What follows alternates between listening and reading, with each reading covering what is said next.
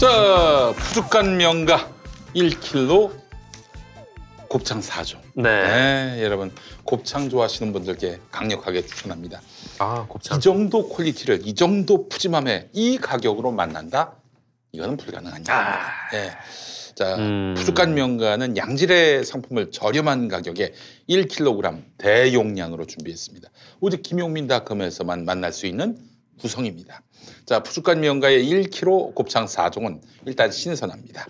인증기관의 시험 검사 성적서를 구비한 제품인데 네. 엄선된 원육으로 신선한 재료를 사용해서 숙성시킨 상품이라 하겠습니다. 안심하고 드셔도 좋습니다. 포장 또한 완벽합니다. 냉동 진공 포장된 상품을 알루미늄 크라프트 봉투에 담아서 이 알루미늄 크라프트 봉투예요. 네. 겉으로 보긴 종이 같지만 그 안에 알루미늄 크라프트 봉투에 담아서 다시 아이스. 그럴까요? 뜯어도 됩니까? 일종의 아이스박스군요. 그러네요. 네. 종인 줄 알았더니. 이게 겉으로는 종이지. 아, 진짜 꽝꽝 얼었네. 네. 야. 자, 그래서 이렇게 또 아이고. 보시면 아시겠습니다. 여기 보세요. 여기다 아이스 팩도 들어 있고, 네, 그리고 이제 바로 본 제품 깡깡 얼린. 아이고. 세상에. 네, 그래놓고 또 이렇게 또 덮어서. 아하. 자, 소막창이. 네, 그렇습니다. 자, 이 냉동 진공 포장된 상품을 알루미늄 크라프트 봉투에 담아서 다시 아이스팩과 함께 아이스박스에 담아서 배송됩니다. 변질 우려 이런 거 없어요. 네? 작년에 배송된 거면 변질 우려가 있겠죠. 네. 그러나 이제 뭐 바로 드시기 때문에 그런 일은 없을 것이고요. 정말 편리합니다. 푸주간 명가의 1kg 곱창은 해동 후 바로 구워 먹기만 하면 됩니다. 신선한 재료를 깨끗하게 손질해서 키위로 숙성시켜가지고 키위로? 네, 손질 및 양념이 모두 완료된 상품입니다. 언제 손질하고 양념을 해요? 우리 1인 가구들 또 혹은 바쁘게 사시는 현대인 가족들을 위해서 저희가 다 손질과 양념까지 해놨습니다. 취향에 따라 골라 드시면 됩니다. 고소한 곱이 가득해서 구이로도 좋고 전골로도 좋은 소곱창. 부드러운 지방이 일품인 혈관 파괴의 대명사 소대창, 그리고 쫄깃함의 끝판왕 소막창, 그리고 대구 맛을 대표하는 돼지 막창까지 취향에 따라서 선택하시면 되겠습니다. 가격이 저렴하기 때문에 각 1kg씩 맛보셔도 좋습니다. 물론 돈을 내셔야죠. 그렇죠. 네. 맛본다고 해서 그냥 꽁으로 줄 줄 알았지? 네, 그렇지 않습니다. 자, 현재 입점 이벤트로 종류 상관없이 3kg 이상 주문하시면 돼지 껍데기 1kg를. 우리 아들이 돼지 껍데기를 너무 좋아해요. 맛있죠. 피부 좋아집니다. 네, 그래서 이제 우리 아들의 꿈은 이제 돼지 껍데기에다 팔만대장경을 써보는 게 꿈이라고. 그렇군요. 네, 그렇습니다. 성경을 써야지. 팔만대장경이 그냥. 그러네. 전도사 아들이. 아빠가 전도사인데. 네. 자, 돼지 껍데기 1kg를 추가 증정합니다. 본 이벤트는 준비한 수량 소진 시까지이기 때문에 조기 종료될 수 있어요. 그러니까 가격이 파격적인 가격이 날이면 날마다 이뤄지는 가격이 아니에요. 자, 가격 소개해 주시죠. 네, 가격 소곱창 1kg에 35,800원, 소대창 1kg에 29,800원, 소막창 1kg에 26,300원, 돼지막창 1kg에 19,800원입니다. 그래요. 자, 무엇을 선택하든 만족할 수 있는 맛입니다. 게다가 밖에서 사 먹을 경우 이런 퀄리티가 보장되지 않을 뿐 아니라 가격 역시 서너 배 이상 비싸집니다. 그렇죠. 자, 맛과 품질, 가격까지 모두 잡은 푸주간 명가의 1kg 곱창 4종을 김용민닷컴에서 압도적 최저가에 만나보시기 바라겠습니다. 네. 좋아요. 자, 그럼 지금부터 또 먹어보도록 할 텐데 저희가 또 밥이 모자랄 것 같아서 밥을 또 이렇게 또 준비를 했어요. 자, 밥 지옥. 네. 밥하고 먹어야지. 그렇잖아. 그렇습니다. 네. 자, 드시고. 아까 어떤 분이 백미 같은 현미 골든밥 95% 준비됐습니다. 아까 어떤 분이 좀 전에 그린 스무디 먹었는데. 네. 그린 스무디. 네. 그러니까 이것도 먹고 그린 스무디 또 먹어서. 네네. 그렇죠. 자, 먹어보겠습니다. 요건 뭡니까? 요게 뭐죠? 돼지 막창. 네. 아이고, 한번 먹어보겠습니다. 오, 그래요. 와. 이건 대창인가요? 네, 소대창. 숙성을 같이 마시네. 숙성을 같이 마시야. 야, 곱창 좋아하시는 분들 이건 진짜 맛있게 드실 것 같아요. 이거. 대창. 네. 나 제가 곱창을 엄청 좋아하거든요. 근데 곱창 같은 경우는 하여튼 식당에 가서 막 친구들이랑 먹을 때는 가끔 먹는데 돈이 많이 깨집니다. 네, 돈도 좀 많이 들고 근데 어쨌거나 이게 친구들 안 만날 때 그러니까 혼자 있을 때 좀 먹기가 좀 그래요. 그렇지. 그래서 종종 편의점에서 뭐 이런 걸 좀 사 먹었거든요. 근데 그런 건 아무리 곱창을 좋아해도 냄새가 심해서 못 먹겠는 거죠. 맞아요. 편의점은. 아 근데 잡내가 별로 없습니다. 키위에서 그런지. 그러니까 김용미 닭은 왜 이렇게 싸냐고 하시는 분들이 있는데 저희가 여러분들이 많이 사주시니까 네. 파시는 업체한테 할 말이 있는 거예요. 많이 사주시는데 좀 저렴한 가격으로 봉사하셔야지. 이래 놓고 이제 어느 시점 되면은 이제 소진되면은 다시 이제 원가격으로. 아 원가격으로. 야 퇴출 왜 시키니? 아이고 그냥. 그건 갑질이죠, 그건. 이거는 그 겉에 껍질이 고소하니까 그 닭고기 있잖아. 네. 치킨. 맞아, 약간 그 맛도 맞아. 나는 것 같아. 치킨 느낌도 나고. 네. 이 희한한 맛이다 이거 진짜. 고기 먹다가 싫은 경우가 노린내가 나거나 네 맞아요. 혹은 뭐 심하게 냄새가 난다든지 이게 없어. 굉장히 고소합니다. 이 대창이 진짜 맛있는데 가장 큰 단점이 많이 먹으면 느끼하거든요. 맞아. 근데 괜찮아요 이거. 아 너무 맛있다. 진짜 이거 어떻게 맛있는 거를 어떻게 표현할 방법이 없네. 그러게요. 아니 곱도 되게 가득 들었어요. 곱이 많아요. 아 이 대구의 그 곱창 막창 골목이 진짜 맛있는 데 그치. 많은데. 아이고 대구가 지금 네, 이거 잘 위기를 넘어가시면 만났어요. 진짜 꼭 네. 막창거리 한번 더 가고 싶네요. 우리 대구 경북 시민들 힘내시고. 야 고기 아주 가득하네. 응? 이 안철수 선생님은 벌써 미래를 내다보는 분이어서 코로나19 시대를 벌써 마무리하시고 네. 코로나20 시대를 여셨어요. 근데 전문가들도 이렇게 중국 그 사람들을 입국 금지 시킨다고 해서 지금 큰 의미가 없다라고 얘기를 하고 있는데. 아니 지역 사회 전파가 본격화된 거기 때문에 그 단계는 지났죠 지금. 근데 의사 출신인 그분은 중국 사람들이 그걸 금지시켜야 된다고. 정치적으로 이용하는 거죠. 감염병을. 좀 우리나라가 지금 입국을 좀 차단당해가지고 네. 이스라엘에 가셨던 분들이 네. 고역을 겪으신 거 아니에요. 아유 참. 그러니까 그런 어떤 비판과 이런 거는 그쪽 그 나라를 하는 게 맞죠. 사전 예고도 없었던 데다가 그런 식의 강경한 조처. 만약에 그럼 이스라엘이라니까 다른 나라에서 지금 비슷한 상황이 됐을 때 우리는 그냥 무조건 닥치고 그냥 입국 금지. 본인들이 그럼 그런 거 허용을 할까? 받아들일까? 당연히 자기네들도 못 받아들인다고. 그렇죠. 그러니까 상식과 합리적인 시각으로 접근을 하면은 그쪽이 좀 지나친 처사라고 해야 되는데 왜 진짜 이 비상한 시국에 정말 국민의 뜻을 모아야지. 아, 우리만 이렇게 맛있게 먹는 게 너무 죄송하네. 우린 그런 생각으로 먹어야 됩니다. 먹어야 면역력이 강화된다. 우리 스스로 안 걸려야 그럼 타인에게 전파가 안 됩니다. 네. 그럼 딴 직원들 다 저기 마스크 썼는데 네. 엄미에만 안 썼어요. 진짜? 마스크는 진짜. 이거 오만하기 이럴 데 없는 자세 아닙니까? 그렇다고 우리는 그것을 엄미의 페르메어 불러서는 안 됩니다. 공식 명칭으로 네. 네, 코로나19로. 네, 그렇죠. 네. 너무 자신감에 넘쳐 있어 엄미가. 나중에 이거 우리 다 먹고 들어와서 뭐 하나 던질 거 같지 않아? 너 저기 금요일에 네.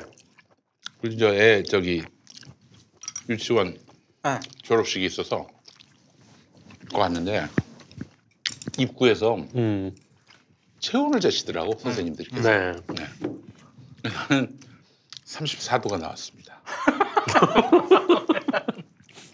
아버님 저체온증 한번 진단 받으시면 어떻겠냐고. 네, 그런 얘기. 어떻게 34도가 나와? 제가 아주 냉혈한입니다. 네, 한번 마음이 돌아서면은 무서워요. 엄미애가 지금 당하고 있습니다. 네. 그때 최원재 때 엄밀히 생각을 하셨던 거군요. 농담인 거 아시죠? 아유, 네네. 엄미 씨 얼마나 열심히 일하는데. 아니, 그럼요. 원래 막창, 곱창, 대창 이 정도로 먹으면은 좀 질리는데 맛있네요. 질리지 않고. 정말 이제- 잘 먹었습니다, 진짜. 예. 자, 이제 두둥. 엄미애 씨. 엄미애 씨. 네, 지금 여러분들은 뒤돌아서서 안 보이셨겠지만 네, 욕을 하고 가셨습니다. 메롱하고 갔어요, 지금. 나 참. 자, 그럼 바로 갑시다. 네. 자, 오늘 정동재 어떤 이야기도 준비하셨습니까? 네, 최근에 이제 좀 보도가 나온 것들을 쭉 봤을 때 약간의 좀 경향성이 있는 부분이 있어가지고 좀 그거를 좀 정리를 하려고 가져왔는데 네네. 뭐냐면은 그러니까 좀 저번 주에 저희가 좀 그런 말 했었잖아요. 그 임미리 교수 칼럼 건을 얘기를 하면서 네. 이 총선을 앞두고 뭔가 좀 대대적인 언론의 공격이 시작된 것 같다. 네, 시작됐죠. 네, 말씀을 드린 네. 바가 있고. 근데 뭐 조중동이야 뭐 그렇다고 치고 뭐 이른바 이제 뭐 진보 언론들도 뭐 개인적으로는 뭐 잘 납득하기 어려운 이유로 이 정부에 대한 비판을 좀 가하고 있다라는 생각이 좀 드는데 특히 이제 뭐 여담입니다만 이번 주말에 논란이 있던 것 중에 이제 대구 코로나19 네네네. 관련된 게 있었어요. 네. 그래서 그러니까 정부가 뭐 오해 소지 없게 뭐 글을 쓰는 것이 좋긴 좋은데 근데 한편으로 이게 그 정부가 좀 이게 오해 소지가 있는 건가라는 생각이 또 한편으로 들긴 하더라고요. 왜냐면은 이 대구 코로나 논란 같은 경우에는 이 중앙사고수습본부가 이 원글 제목을 이렇게 썼었거든요. 그러니까 대구 코로나19 대응 범정부 특별대책반 가동인데 그러니까 이게 이 대구에서 확산 중인 코로나19에 대응하기 위한 뭐 범정부 특별대책반 가동 뭐 이런 의미로 저는 받아들였는데 이 사람들은 그러니까 언론에서는 뭐 대구 코로나19라고 썼다고 이게 대구를 막 이제 그 뭐죠? 하여튼 비난하거나 이렇게 우한 폐렴처럼 뭐 그렇게 이제 얘기를 한다. 지네들은 우한 폐렴 쓰면서 보도를 하더라고요. 근데 좀 뭐 조중동이야 뭐 그렇다고 치고 근데 뭐 경향신문도 뭐 비슷한 얘기로 뭐 정부가 이제 실수를 했다, 잘못했다라고 이제 뭐 보도를 했길래 뭐 물론 이제 정부도 뭐 죄송하다라고는 얘기는 했지만 근데 저는 이게 좀 이해가 안 갔던 부분이 왜냐면 이게 조금 전에 나온 보도인데 이 경향신문에 이 대구 코로나19 확진자 하루 새 155명 추가 발생 이렇게 그래요? 기사 제목에 썼거든요. 그래요? 근데 이 보도에서도 저도 이게 뭐 이걸 대구 코로나19 이렇게 있는 게 아니라 이 대구에서 뭐 확산 중인 뭐 코로나19 뭐 이렇게 좀 받아들여가지고 그러니까 그게 이게 조심해야 되는 게 코로나19 뭐 대구에서 확산 이렇게 가는 게 맞는데 어찌됐든 보도 자료에 이제 정부가 그렇게 했고 또 그런 비판이니까 정부는 실수 미안하다 이렇게 얘기를 했죠. 거기서 끝나야 되는데 지금 뭐 보면은 마치 막 오늘 신문 보면은 무슨 난리 정부가 막 무슨 대구 코로나를 마치 막 엄청나게 확산시킨 주범처럼 지금 이 나라 언론이 말이죠. 약간 제정신 아니에요 지금. 이 나라 언론이 한마디로 말해서 지금 뭐 반정부 언론으로 아주 대동단결한다는 느낌을 받았고요. 이게 참 흥미로운 게 조중동뿐만 아니라 경향 한겨레도 거의 속성이 동일해요. 아니 무슨 단체로 뭐 편집 회의를 열었나 의문을 갖지 않을 수 없고요. 그래서 뭐 저번 주에 이제 왜 그럴까라는 걸 주제로 좀 말씀을 얘기를 좀 나누지 않았습니까? 그래서 근데 뭐 저는 이제 개인적으로 들었던 판단이 이게 좀 문재인 대통령 지지자들과 관련된 것 아닌가라는 좀 생각을 갖고 있다라고 저도 이제 굉장히 동의가 돼요. 드렸는데, 그러니까 물론 그 기자에는 이 자신들이 좀 보도하는 관점이 맞다라는 생각이 하나가 있지만, 하지만 이제 그동안 이 문재인 대통령의 지지자들, 그러니까 이른바 이제 독자들에게 이 자신들이 맞다고 생각하는 가치에 대해서 좀 얘기를 했는데 거세게 좀 비판을 받았으니까 이게 처음에는 위축이 좀 됐다가 이른바 이제 조국 국면을 거치면서 이 사람들을 뭐 이렇게 더 이상 뭐 상대할 가치가 없다 좀 이렇게 느끼는 건 아닌가라는 생각이 좀 든다라고 말씀을 드린 바 있고 그래서 뭐 오히려 좀 박근혜 정부 당시보다 더 이제 좀 격렬한 느낌으로 쏟아내는 것 같다라는 뭐 개인적인 좀 그런 인식도 좀 있었는데 그런데 최근에 이와 관련해서 이 조선일보하고 중앙일보가 이른바 문바에 대한 공격을 시작을 하면서 좀 개인의 좀 확신이 더 드는 좀 그런 상황이에요.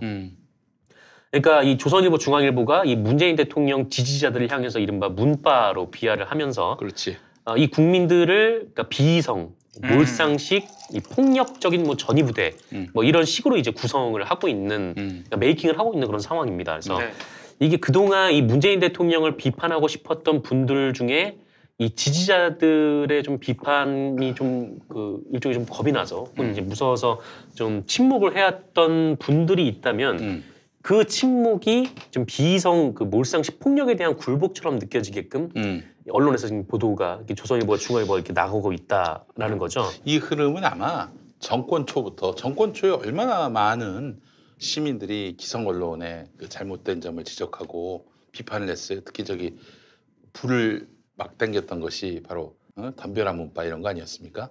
그렇죠. 예.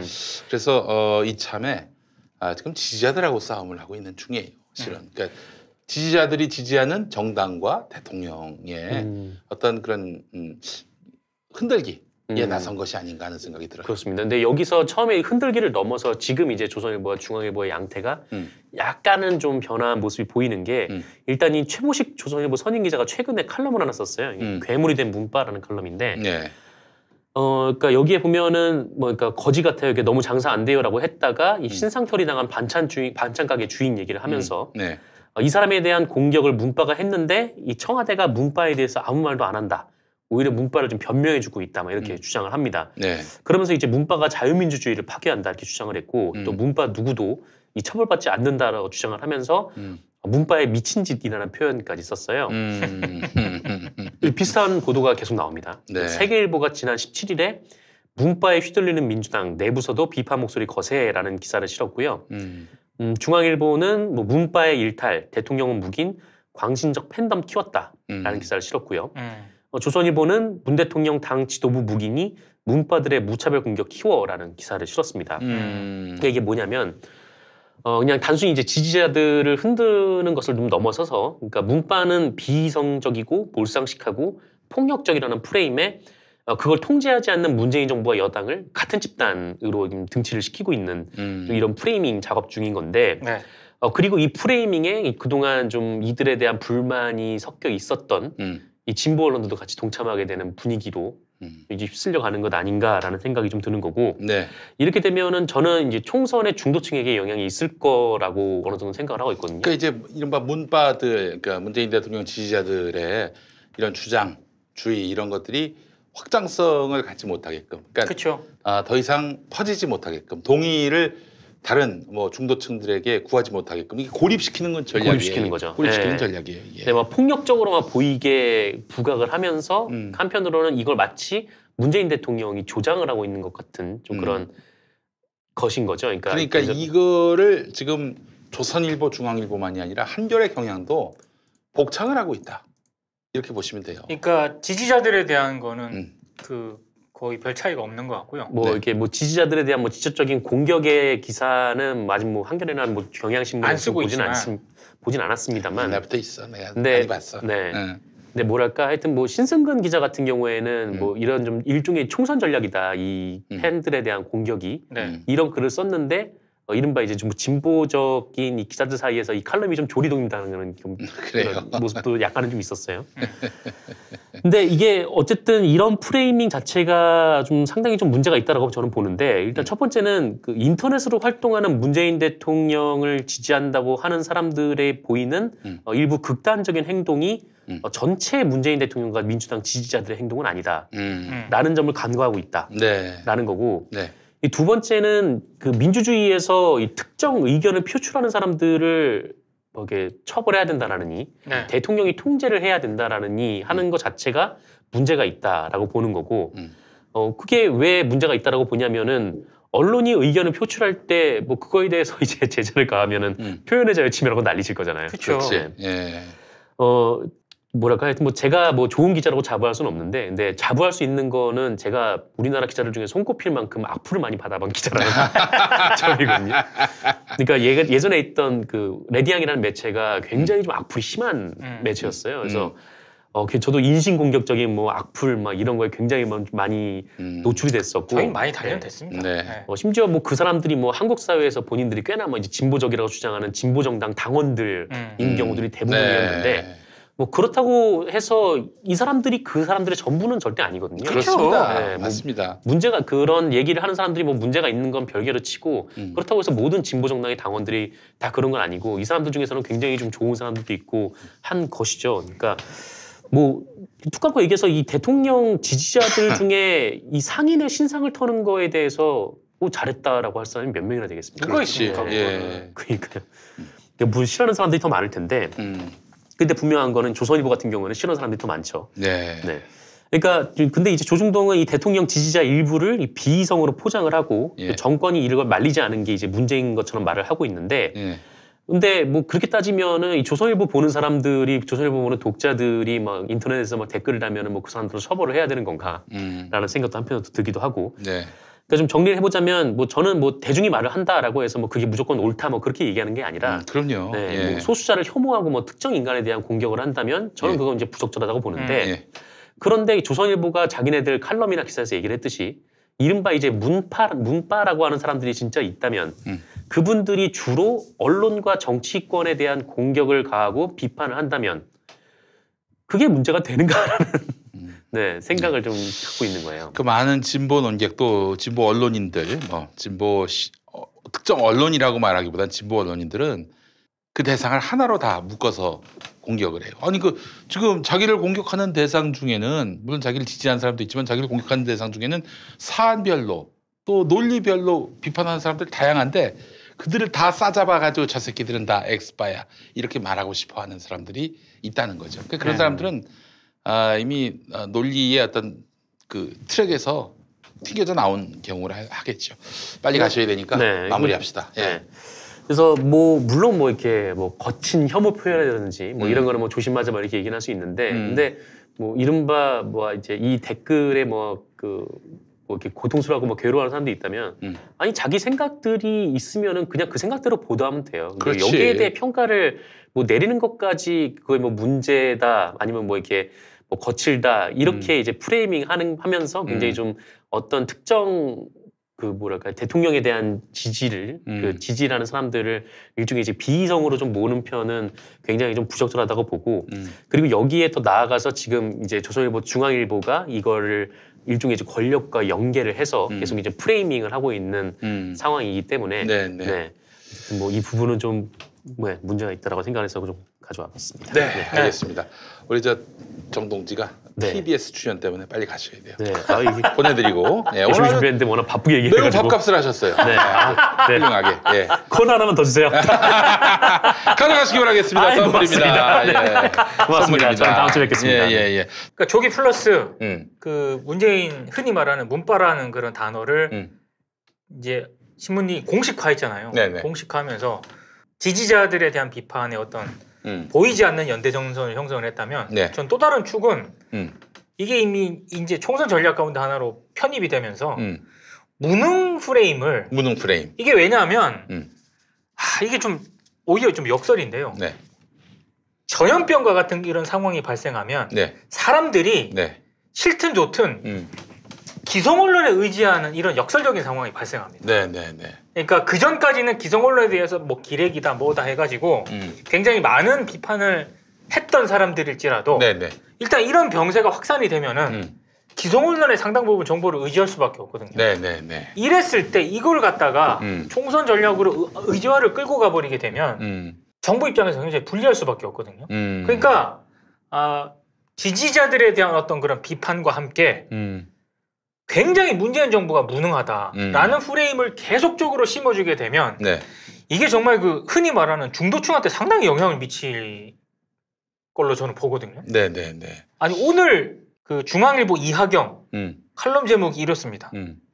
코로나 최고 숙주는 문재인 정부의 중국 눈치 보기다.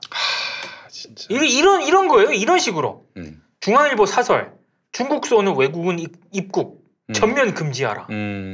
코리아 포비아 한국인들 비행기 탄 채 쫓겨났다. 계속 이렇게 지금 포털에 이게 지금 넘쳐나거든요. 이런 프레임이 강화되면은 결국에는 정부가 제대로 대처 못하고 있다. 안 되겠다. 이런 어떤 이미지를 저는 강하게 심어준다고 보거든요. 그러니까 이미 언론이 플레이어로서 이번 총선에 다 뛰어들고 있고요. 그 연대 전선이 너무 좀 굳건하고 너무 저열하고 정말 이 언론에 대한 진짜 이거 어떤 진짜 강압적인 통제를 해야 되나 이런 생각이 들 정도로 점점 이 문제가 심각해지고 있더라고요. 네네. 이거는 이거 어떻게 해야 되지 진짜? 그 이제 그 예상했던 바고요.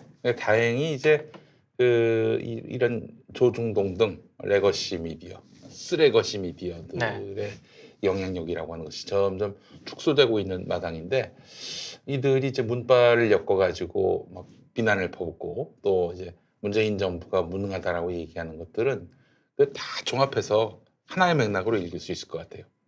야, 우리를 무시해? 우리가 그렇게 헐거운 존재로 보여? 한번 뜨거운 맛을 보여줄까?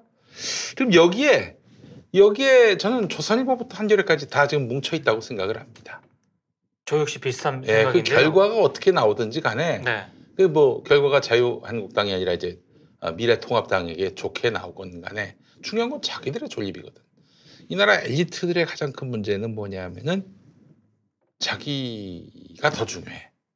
다른 모든 것을 다 제쳐두고 자기가 중요해. 근데 자기의 지금 존재감이 비루하게 돼가고 있는 상황이란 말이에요. 이런 상황에서는 모든 쓰레거시 미디어들이 지금 코너로 몰리고 그 존재감을 상실하고 있는 마당에서는 뭔가를 보여줘야 돼.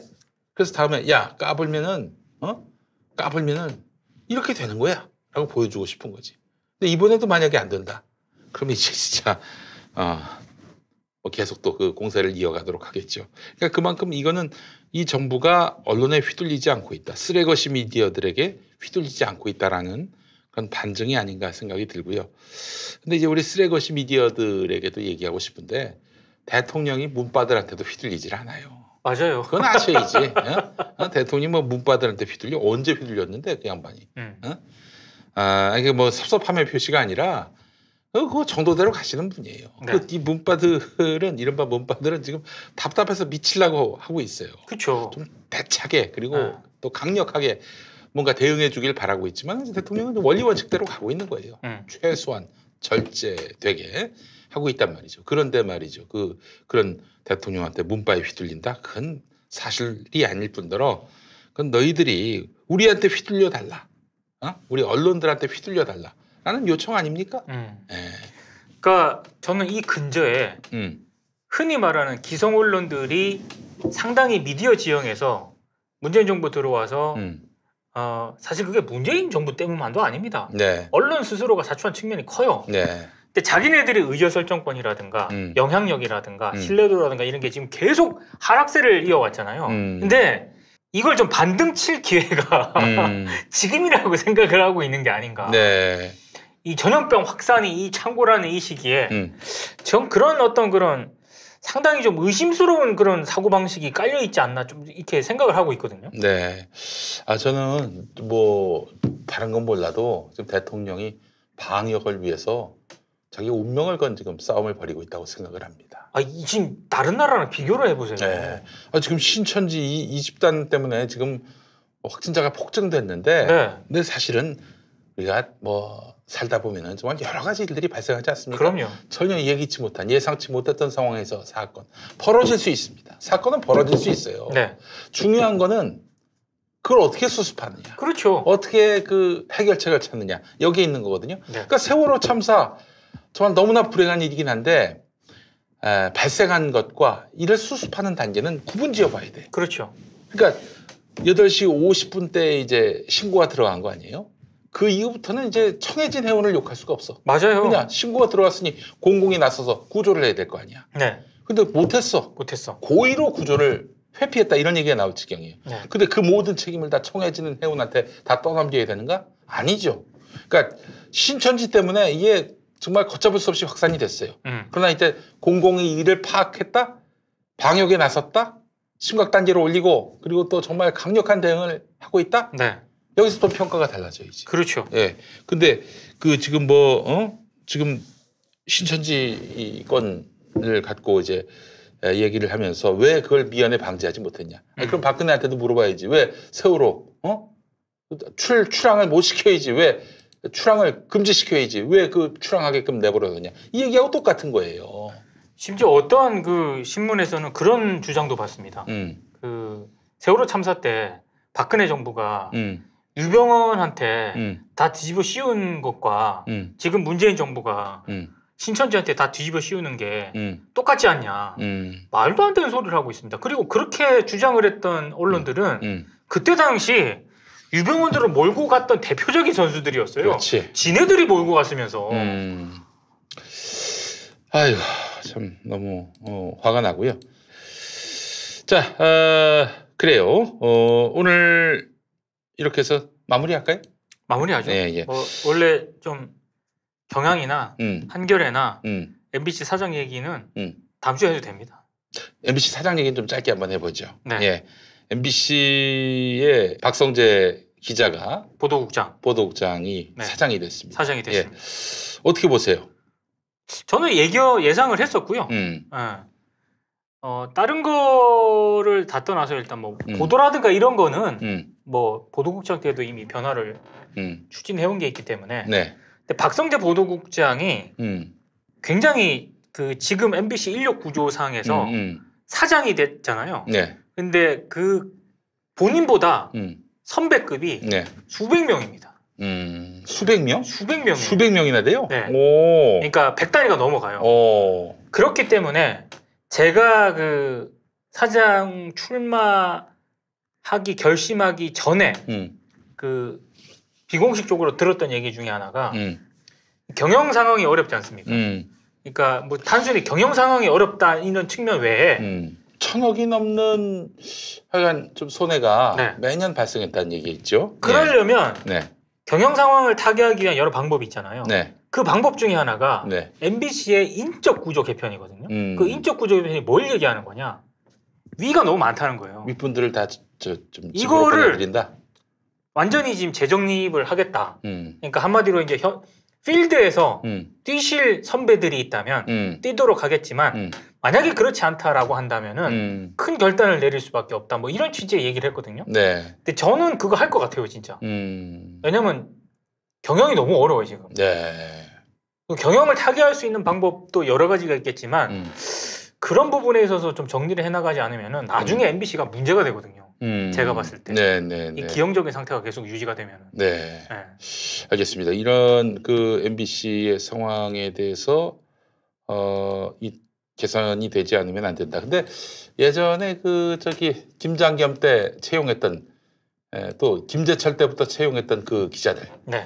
그분들도 사실 손을 못 대고 있는 상황에서 그게 가능할지 싶네요. 그런 개혁이. 근데 사실 그런 어떤 그 흔히 말하는 전임 경영진 체제에서 들어왔던 이런 인적 구성원들의 어떤 정리 문제라든가 재배치 문제라든가 이런 거는 아마 그 뒤로는 제가 얘기를 못 들었는데 보도국장 되기 전부터 골머리를 앓았거든요. 거기에 대해서 계속 고민을 하고. 예. 근데 분명히 사장으로서 그 어떤 플랜이나 이런 것도 저는 제시를 할 거라고 봐요. 네. 네. 알겠습니다. 자, 그런 MBC의 개혁이 가능할지 함께 지켜보도록 하고, 자, 오늘 뭐 관훈 라이트 클럽이 이렇게 해서 마무리할까요? 네. 오늘 꽤 했어요. 네. 예, 여러분들 좋은 한 주간 또 맞으시고, 저희 우리 관훈 라이트 클럽은 다음 주에 다시 뵙도록 하겠습니다. 수고 많이 하셨습니다. 고맙습니다. 감사합니다. 김현